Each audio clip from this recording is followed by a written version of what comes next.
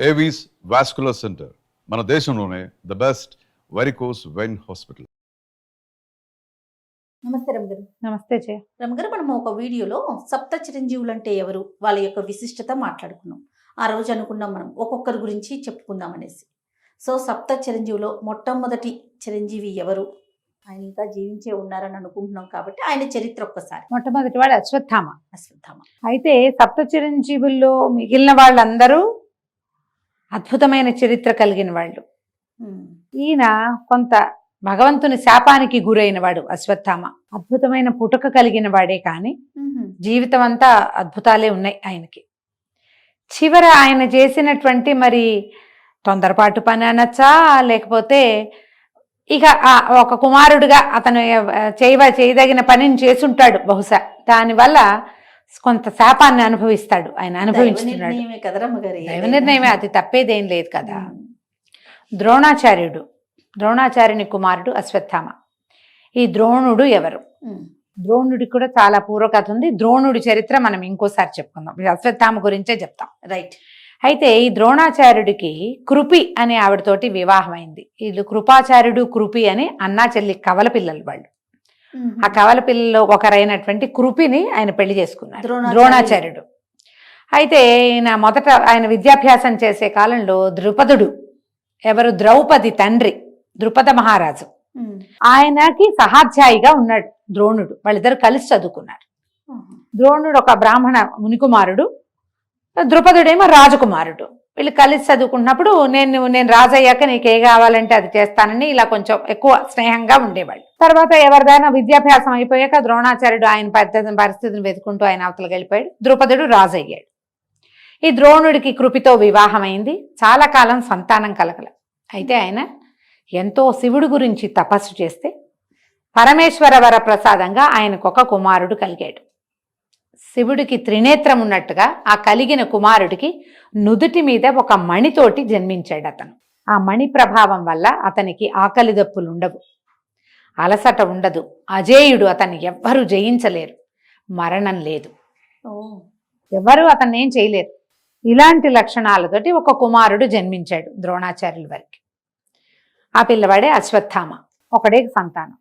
అయితే పిల్లవాడు కొంచెం పెరుగుతూ ఉండగానే ద్రోణాచార్యుల వారికి పెద్దగా ఉద్యోగ సద్యోగాలు కుదరలేదు.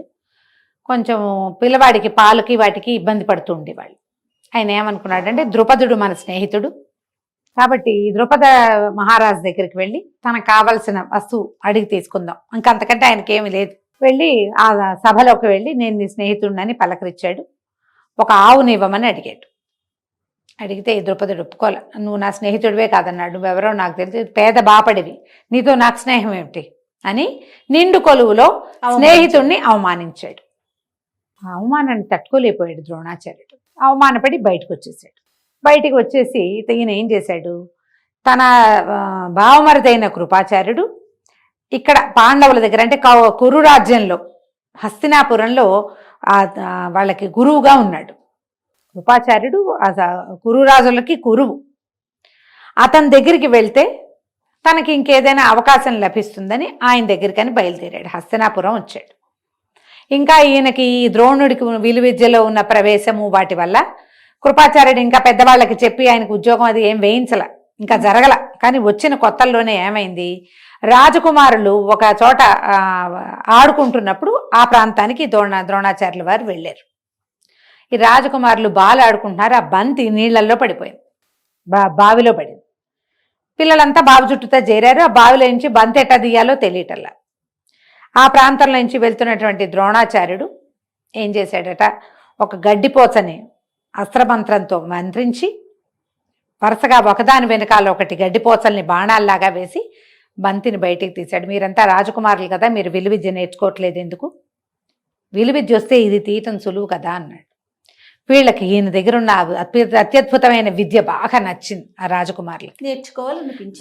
గబగబా వెళ్ళి తాతగారైనటువంటి భీష్ముల వారికి తెలియజేశారు. ఒకనొక పెద్ద ఆయన ఇలా చేశారు, ఆయన ఏదో అత్యద్భుతమైన విద్య ఉంది ఆయన దగ్గర. అంటే ఆయన ఎవరు ఏమిటి కనుక్కుని కృపాచార్యుడి భావమరిది అని తెలిసి ఆయన పేరు కనుక్కుని ద్రోణాచార్యుడు, ద్రోణుడు.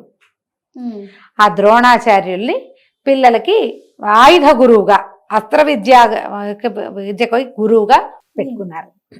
అక్కడి నుంచి ద్రోణుడికి దశ అందుకుంది. ఎంతమంది ఉన్నారు? కురు పాండవులు ఎంతమంది? 5 పాండవులు, కౌరవులు 100 మంది. 105 మంది పిల్లలకి విద్య నేర్పించాలంటే ఎంత పని, ఎన్ని రకాల జీతభత్యాలు, ఎంత గౌరవం, ఇవన్నీ లభించినాయి. వాళ్ళతో పాటు తన కుమారుడైన అశ్వత్థామని కూడా వాళ్ళలో చేర్చాడు ఆయన. ఈ పిల్లవాడు ప్రత్యేకంగా ఉంటాడు. గురువుగారు అబ్బాయి, ముఖం మీద మణుంది. అతను అందరితోటి స్నేహంగా ఉండేవాడు. ఒకళ్ళతో ఎక్కువ కాదు, ఒకళ్ళతో తక్కువ కాదు. అయితే ఈ పిల్లల్లో ప్రత్యేకమైన వాడు అర్జునుడు. అతనికి ఏంటి, అన్నం తినేటప్పుడు చీకట్లో అన్నం తినేయగలుగుతున్నాం అంటే చీకట్లో బాణాలు వేయచ్చు అనమాట. ఇలాంటి ఆలోచనలు ఉండేవి. ఈ ఆలోచనలతో గురువు దగ్గరికి ఎక్కువగా వెళ్ళేవాడు.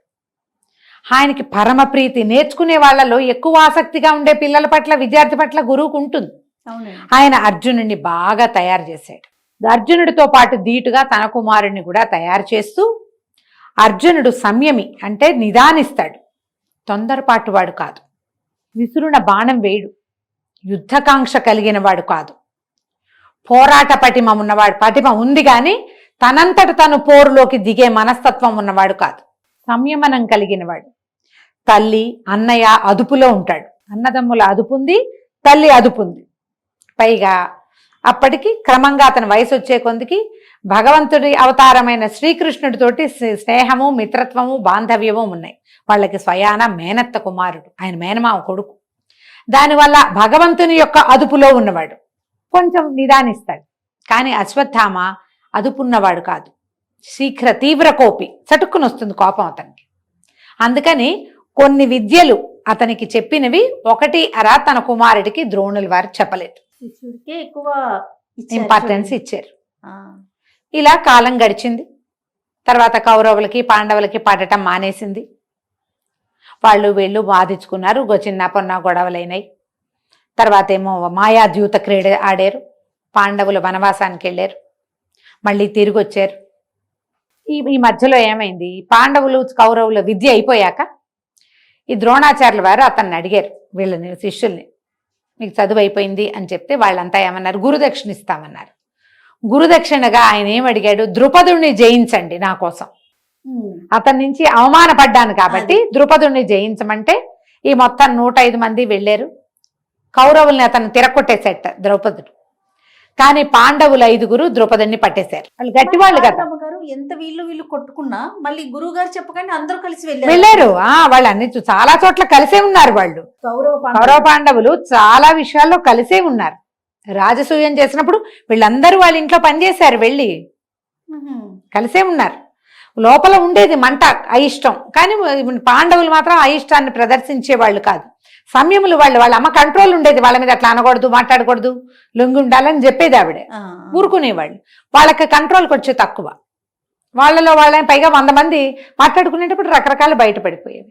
ద్రుపదుణ్ణి జయించి ఈయన ద్రోణుడికి అప్పచెప్పారు పాండవులు. అప్పచెప్తే ఆయన అర్ధరాజ్యం అశ్వత్థామది. అందులో మరి ఆయన కుమారుడు రాజు అయ్యాడు. సగం రాజ్యానికి తను రాజుగా అయ్యాడు. మిగిలిన రాజ్యాన్ని వదిలిపెట్టేశాడు. నేను ద్రుపదుడి రాజ్యం ద్రుపదుడికి ఇచ్చేశాడు. ఈ ద్రుపదుడు ఏం చేశాడు, ఆయన ఆ మంటని సహించలేకపోయాడు. సహించలేక ద్రోణుణ్ణి చంపే కుమారుడు తనని గెలిచిన అర్జునుడిని వివాహం చేసుకునేటువంటి కుమార్తె కావాలని యజ్ఞం చేశాడు ఆయన. అర్జునుడు నచ్చాడు. అర్జునుడే తనని జయించింది, కానీ అర్జునుడి మీద కోపం లేదు. అర్జునుడు తనకు కావాలి. ఎవరి వల్ల అర్జునుడు తనని జయించాడో అతనిని చంపడానికి ఒక కుమారుడు కావాలి. వ్యక్తుల్లో అలా ఉంటాయి మనస్తత్వాలు. మహాభారతంలో ఎన్ని రకాల మనస్తత్వాలు కనపడతాయో. ఆయన బ్రహ్మాండంగా యజ్ఞం చేసి యజ్ఞంలోంచి ఒక యుద్ధవీరుడైన కుమారుణ్ణి, కన్యగా జన్మించినటువంటి ఒక కుమార్తెని పొందాడు. కుమారుడు దృష్టద్యుమ్నుడు, కుమార్తె యాజ్ఞసేని ద్రౌపది. ఆవిడ కన్యగా జన్మించింది, బాలికగా పుట్టల, వివాహయోగ్య కన్యగా జన్మించింది. యజ్ఞకుండంలో నుంచి పుట్టింది ఆవిడ. యాజ్ఞసేని ఆమె పేరే అది. వీళ్ళిద్దరు పుట్టారు. వీళ్ళని అద్భుతంగా ఉంచుకున్నాడు. ఆయనకి ఇంకా సంతానం ఉన్నారు. ద్రుపదులు బోళ్ళంత మంది ఉన్నారు, సంతానం ఉన్నారు, తమ్ముళ్ళు ఉన్నారు. కానీ ఈ ప్రత్యేకమైన క్రియల కోసం ఈ ఇద్దరిని పుట్టించాడు ఆయన. తర్వాత కాలంలో ద్రౌపది వీళ్ళకి భార్యే అయ్యింది. ఇలా కథ నడిచింది. ఈ రాజసూయం చేశారు, వాళ్ళ మీద వీళ్ళకు కోపం వచ్చింది, మాయా దూతం ఆడారు, వాళ్ళు అడవికి వెళ్ళారు, మళ్ళీ తిరిగి వచ్చారు. ఈ జీవితంలో వాళ్ళని పూర్తిగా ఓడించి అన్ని శపథాలు చేశారు, గందరగోళంగా చాలా కథ నడిచింది. యుద్ధం అనివార్యం అయ్యింది. ఈ మొత్తం కథలో ద్రోణాచార్యుడు కానీ అశ్వత్థామ కానీ సామ్రాజ్యాన్ని విడలేదు. వాళ్ళకి పాండవ పక్షపాతం ఉంది, పాండవులంటే ప్రీతి ఉంది, కానీ పాండవుల వెనకాల వెళ్ళిపోలే. ఎందుకంటే వీళ్ళు రాజ్యంలో రాజు ఎవరుంటే వాళ్ళకి దానికి బానిసలుగా ఉన్నారు, కట్టు బానిసలు అయిపోయారు అక్కడ, అంతే, ఇంకా దొరికిపోయారు వాళ్ళు అక్కడ. పాండవులంటే ప్రీతున్నా వాళ్ళ వెనకాల వెళ్ళల. ధృతరాష్ట్రుడు రాజుగా ఉన్నాడు, రాజును సేవించడమే రాచకొలువులోనే ఉన్నారు వీళ్ళు. అశ్వత్థామకి సొంత రాజ్యము ఉంది కొంత, ఎందుకంటే ఈ ద్రుపద రాజ్యం అతనికి తండ్రి వల్ల దొరికింది కదా. ఇక్కడే ఉన్నారు. యుద్ధం వచ్చేసరికల్లా వీళ్ళందరూ కౌరవుల పక్షానే యుద్ధం చేయవలసి వచ్చింది. కృపాచార్యుడు, ద్రోణాచార్యుడు, అశ్వత్థామ, భీష్మాచార్యుడు ఎలాగో వాళ్ళ సొంత తాత వాళ్ళకు ఉండనే ఉన్నాడు. కౌరవుల పక్షానే యుద్ధం చేశారు. కౌరవుల పక్షాన్ని యుద్ధం చేసినా తమ శిష్యుల పట్ల ప్రీతి పోగొట్టుకోలేదు ద్రోణాచార్యుడు. ఆయన సర్వసైన్యాధ్యక్షుడుగా ఉన్నాడు, చెరిగి పారేశాడు సైన్యాన్ని. ఆయన ఎట్లా మరణిస్తాడో వీళ్ళకి తెలియలే, ఆయన కొట్టలేరు వీళ్ళు. అప్పుడు కృష్ణుడు ఏం సలహా చెప్పాడు ధర్మరాజుకి? సులువు, నువ్వు ఒక్క అబద్ధం చెప్తే చాలు, అబద్ధం కూడా చెప్పద్దు, నిజమే చెప్పు. నిజానికి అశ్వత్థామ చిరంజీవి, అతనికి పుట్టుకతోటే ఆ వరం ఉంది, మరణం లేని వరంతో పుట్టాడు. కానీ ఈ ద్రోణుడు అస్త్ర సన్యాసం చేయాలి, ఆయన కాసేపు బాణాలు వదిలిపెట్టేయాలి, అంతే చాలు. అదొక్కటి జరిగితే నువ్వేం చెప్తావు? అశ్వత్థామాహత అని చెప్పు. అంత అబద్ధం నేను ఆడను, గురువుని మోసం చేయమంటావా అన్నాడు. ఆడద్దు, అశ్వత్థామాహత కుంజరహ అను. అశ్వత్థామ అనే పేరున్న ఒక ఏనుగుంది, దాన్ని మేము చంపుతాం. నువ్వు అబద్ధం ఆడదు, నిజం అది. అశ్వత్థామ చచ్చిపోయింది. అశ్వత్థామ చావకుండా చెప్పటం లేదు, నువ్వు చచ్చిపోతుంది అది. కానీ అది ఏనుగు. కుంజరహ అన్న మాట చివరికి చెబితే చాలు. ధర్మరాజును ఒప్పించాడు కృష్ణుడు. ఇది చెబితే గాని ఆయన లొంగడు, ఆయన పడితే గాని ఈ యుద్ధం ఆగదు. అతన్ని చంపలేడు, ఇంకో రకంగా అర్జునుడి వల్ల కాదు గురువుని చంపటం. మరి యుద్ధం తెవలాలిగా, అందుకని ధర్మరాజు తోటి అశ్వత్థామాహత కుంజరహ అని చెప్పించారు. భీముడు అశ్వత్థామ అనే ఏనుగుని చంపేశాడు. చంపిన మరుక్షణం ధర్మరాజు కేకబెట్టాడు, అశ్వత్థామాహత కుంజరహ అన్నాడు. ఈ అశ్వత్థామాహత అన్న మాట వినపడేసరికి ఈ నిశ్చేష్టుడైపోయాడు ద్రోణాచార్యుడు, ఇచ్చిపోయాడు. ఒక్క క్షణం కొడుకు చచ్చిపోయాడన్న వార్త వింటే తండ్రి ఎట్లా రియాక్ట్ అవుతాడు పాపం. ఆయన అట్లా రియాక్ట్ అయ్యి నిశ్చేష్టుడైపోయి చేతిలో నుంచి కత్తో ఏదో ఉంది ఆయన దగ్గర, ధనుసే వదిలేశాడు.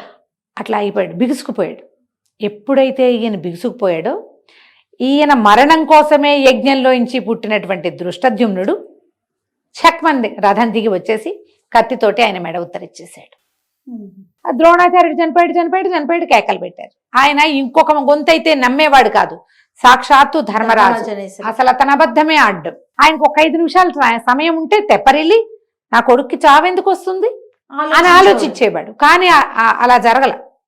ఎప్పుడైతే ఈ దృష్టద్యుమ్నుడు అస్త్ర సన్యాసం చేసిన వాడి మెడ నరికాడని యుద్ధనీతి కాదు, అట్లా చేయకూడదు, చెయ్యవలసి వచ్చింది. భగవంతుడి పక్క నుండి చేయించాడు, అంతే. లోక కళ్యాణార్థం అంతే. ఏదైనా కానీ జరగాల్సిందే, ఆ సమయానికి జరిగిపోయింది. ఇక అశ్వత్థామ తీవ్రమైన కోపంలోకి వచ్చేసాడు.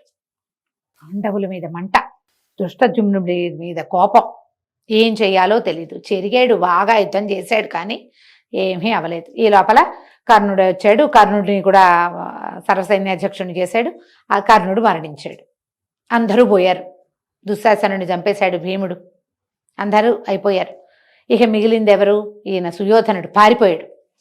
పారిపోయి ఒక మడుగులో దాక్కున్నాడు, మడుగులో ఉండిపోతే వీళ్ళు వెతుక్కుంటూ దుర్యోధనుడు ఎక్కడున్నాడని ఈ పక్షాన మిగిలిన వాళ్ళు 3 యోధులు, అశ్వత్థామ, కృపాచార్యుడు, కృతవర్మ. వీళ్ళు 3. ఈ కృతవర్మ ఎవరో తెలుసా? వీళ్ళవాడు కాదు, యదువంశానికి చెందినవాడు, శ్రీకృష్ణుడి వంశానికి చెందినవాడు. అక్కడ వృష్ణి, కాంభోజ, యదువంశాలు వాళ్ళంతా ఒక సమూహం కదా, ఆ సమూహాల్లో వాడు కృతవర్మ. ఈ కృతవర్మనే మనం యదువంశ నాశనం కథలు చెప్పుకున్నాం చూడు, యాదవంశం, శ్రీకృష్ణుడు నిర్యాణ గాథ, అందులో మొట్టమొదట హత్యకి గురైన వాడు కృతవర్మే. సాత్యకి కృతవర్మని సంహరించాడు మొదట. ఈయన బతికే ఉన్నాడు. కృతవర్మ అప్పుడు చాలా పెద్దవాడు అతను. వీళ్ళు 3 ఉన్నారు. వీళ్ళు 3 ఏం చేశారు? వెతుక్కుంటూ దుర్యోధనుడిని చూసి ఎక్కడున్నాడని పల్లెవాళ్ళు ఎవరో చెప్పారు, ఆయన చెరువులో ఉన్నాడు. అక్కడికి వెళ్ళారు. వెళ్తే సరే దుఃఖపడ్డారు, ఎంతో దుఃఖం కష్టం వెళ్ళబోసుకున్నారు. మీ నాన్నని ఇలా చంపేశారు చూసావా, అదే ఇదే అన్నాడు. అంటే ఈ అశ్వత్థామకి మళ్ళీ గుర్తొచ్చింది తన తండ్రి ఎట్లా మరణించాడు. పాండవుల్లో పెద్దవాడైన వాడి అబద్ధం వల్ల అన్యాయంగా నా తండ్రిని దుష్టద్యుమ్నుడు తల నరుకుతుంటే అర్జునుడు ఆపలేదే. గురువు కదా, నాకంటే ఎక్కువ విద్య చెప్పాడు కదా అర్జునుడికి. అర్జునుడి మీద మంట, నాకంటే ఎక్కువ విద్య మా నాన్న అర్జునుడికి చెప్పాడన్న కోపం ఉంది. పాండవుల వల్లే తన తండ్రి మరణించాడు. వాళ్ళకి ఎక్కువ శ్రద్ధగా చెప్పినా కూడా చివరికి నా తండ్రి మరణానికి కాదు, ఉద్రేకం అణుచుకోలేకుండా ఉన్నాడు. పైగా తమకి ఇంత జీవితాన్ని ఇచ్చినటువంటి కురురాజు ఇట్లా దిక్కుమాలిపోయి అడవిలో ఈ నీళ్లలో దాక్కున్నాడు. నన్ను సర్వసైన్యాధ్యక్షుణ్ణి చెయ్యి, అపాండవం చేస్తాను, నేను పాండవుల్ని సంహరిస్తానంటే ఇతను ఏం చేశాడు సుయోధనుడు, సరే నేను సర్వసైన్యాధ్యక్షుని చేస్తాను పొమ్మన్నాడు. ముగ్గురు బయలుదేరారు వెనక్కి రాత్రిపూట. ఈయన దుర్యోధనుని చూసిందే రాత్రి. ఈ వెళ్తూ ఉంటే ఈ కృతవర్మ కృపాచార్యుడు ఈ రాత్రిపూట వద్దు, ఈ పని చేయకూడదు అంటే, కాదు నేను పగ తీర్చుకోవాల్సిందే, మీరు బయట నుంచోండి అని చెప్పి వాళ్ళని బయట నుంచోబెట్టి పాండవులనేమో కృష్ణుడు ఎక్కడికో దూరంగా తీసుకెళ్లాడు. గంగా తీరం వైపుకు వెళ్ళిపోయారు వాళ్ళు. పాండవులు 5 లేరు, కృష్ణుడు లేడు.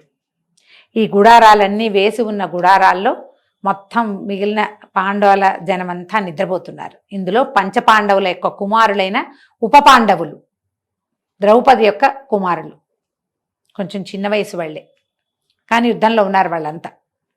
దుష్టద్యుమ్నుడు, వీళ్ళంతా నిద్రపోతున్నారు. వీడు ఈ అశ్వత్థామ లోపలికి గుడారాల్లోకి ప్రవేశించి మొత్తం ఉప పాండవులు 5 సంహరించేశాడు, నిద్రపోతున్న వాళ్ళని. దుష్టద్యుమ్నుడిని నిద్ర లేపి చంపేశాడు. ఇక మొత్తం ఊచకోత కోసాడు. గుడారాల్లో ఉన్న వాళ్ళు, పడుకున్న వాళ్ళందరినీ చంపేశారు. బయటకు వచ్చి ఏనుగుల్ని గుర్రాల్ని ఏవి దొరికితే వాటిని చంపేశాడు. తెల్లవార్లు ఆ దమనకాండ కొనసాగింది. నిద్రపోతుంటే ఇప్పుడు పీక నరికేస్తే వాడు అరిచి కేకలు పెట్టి గోల్ చేసేది ఏం లేదు. అంతేగా, పక్కన గుడారం వాడికి అర్థమయ్యేది కూడా లేదు. మంచి నిద్రలో ఉన్నప్పుడు కేకలు వినపడ్డాయనుకో ఏదో ఉలిక్కి పడిలేస్తారు. కేకేది నిద్రలో ఉన్న వాళ్ళని నిద్రలో నరికేయటమే. మెడ నరికేక ఇంకా వాడు అరిస్తే ఎవరికి వినపడుతుంది? కృతవర్మ కృపాచార్యుడు కూడా యథాశక్తి దమనకాండ చేశారు. అసలు పని చేసిన వాడు అశ్వత్థామ.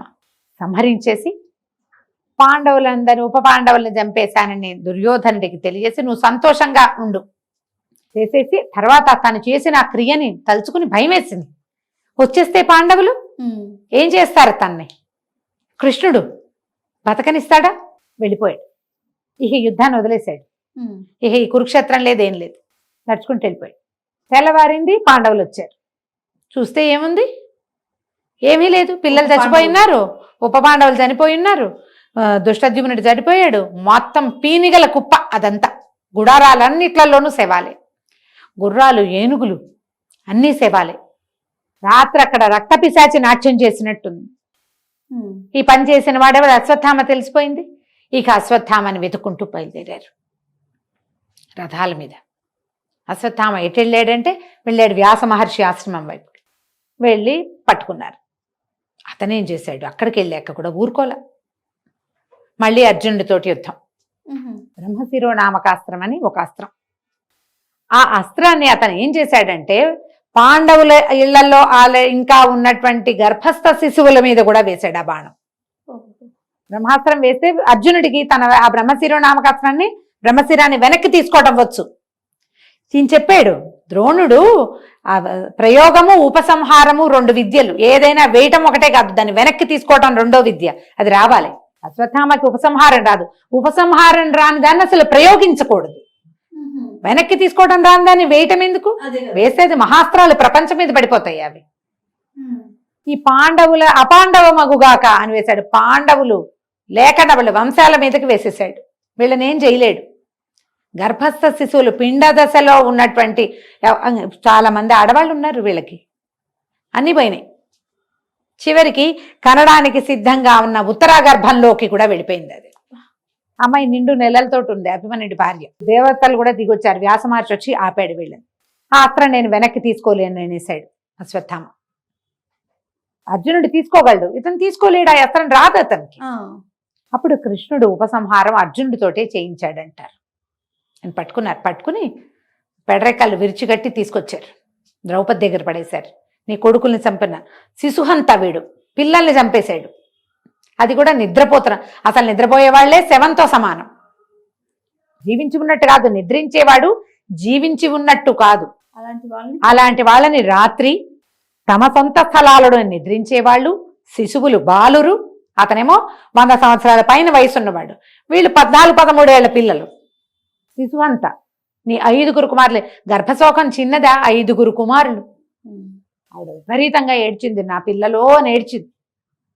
ఎంత దుఃఖంలో ఉందో. కానీ ఈ పెడరెక్కలు విడిచికట్టి తీసుకొచ్చిన అశ్వత్థామను చూసేసరికి ఆవిడ మెల్లిగా సర్దుకుంది. లోపల సర్దుకుని, వద్దు, సంహరించద్దు, వదిలిపెట్టేయండి, వదిలేసేమ. ఎందుకంటే ద్రోణాచార్యుడు గతించాడు. గురుపత్ని కుమారుడిని చూసి జీవిస్తుంది. కుమారుని కూడా మనం మీరు సంహరించేస్తే ఆమె ఎవరిని చూసి బతుకుతుంది? నాకు సంతానం పోయింది, సంతానం లేరు, భర్తలు ఉన్నారు, జీవితం ఉంది నాకు.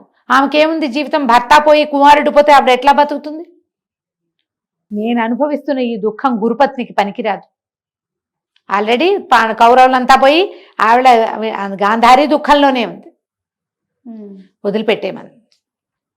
వదిలిపెట్టేయమంటే నుదుటన ఉన్న మణి తీయించేశాడు కృష్ణుడు. మణి తీసేసి, ఆ మణి తీసి వదిలేలా.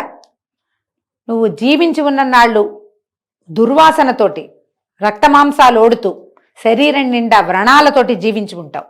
నీకు మరణం లేదు, నిన్ను మేము చంపలేము ఎలాగో.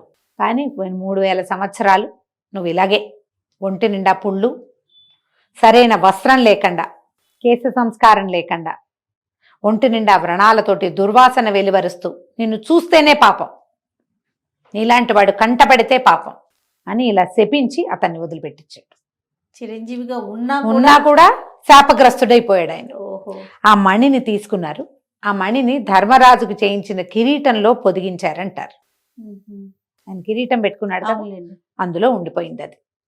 అట్లా శాపగ్రస్తుడైన అశ్వత్థామ చిరంజీవిత్వాన్ని లభించినప్పటికీ, ఎందుకంటే శిక్షించలేదు కదా ఆవిడ శిక్షించలా వదిలిపెట్టేసింది. అదే కదా. ఆ తర్వాత ఉత్తరాగర్భంలో పరీక్షిత్తు కూడా స్టిల్ బర్త్ బేబీగానే పుట్టిన, అంటే మృత శిశువుగానే జన్మించాడు.